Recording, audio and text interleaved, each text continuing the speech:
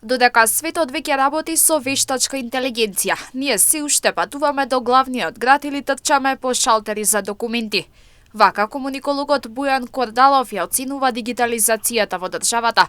Тој вели дека проблем е што ние се уште дискутираме за тоа дали е добро нешто да се дигитализира, наместо да преземеме соодветни чекори за да го сториме тоа. Светот веќе регулира вештачка интелигенција, регулира многу повисок степен на дигитална трансформација. Ние се уште не можеме да се договориме како општество за дигитални услуги. Тоа е пораз, од кој што како граѓани, како луѓе губиме.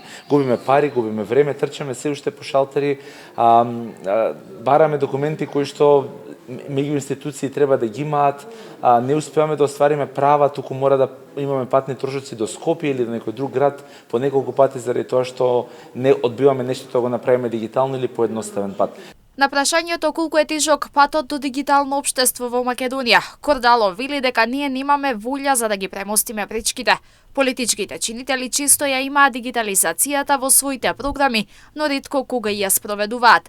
Не треба да се прашуваме дали е добро да се дигитализира, вели тој, зашто пример треба да ни се другите многу понапредни држави. Ако имате волја, имате се. Во Македонија за се што се има волја, се премостуваат 10 планини.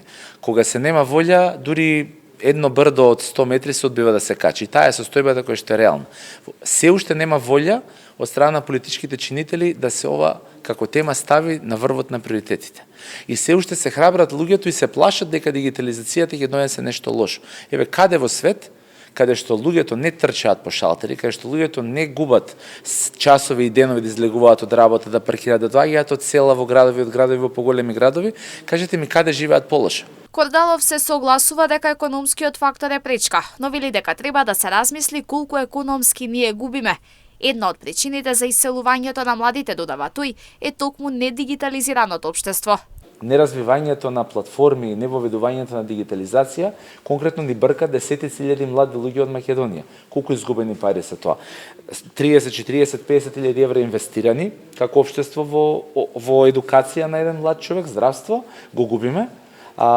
Неотварањето на свое работно место или свој бизнис во Македонија, туку правејќи го тоа во странство, значи развива други економии, други држави, па сега да пресметаме колку пари губим.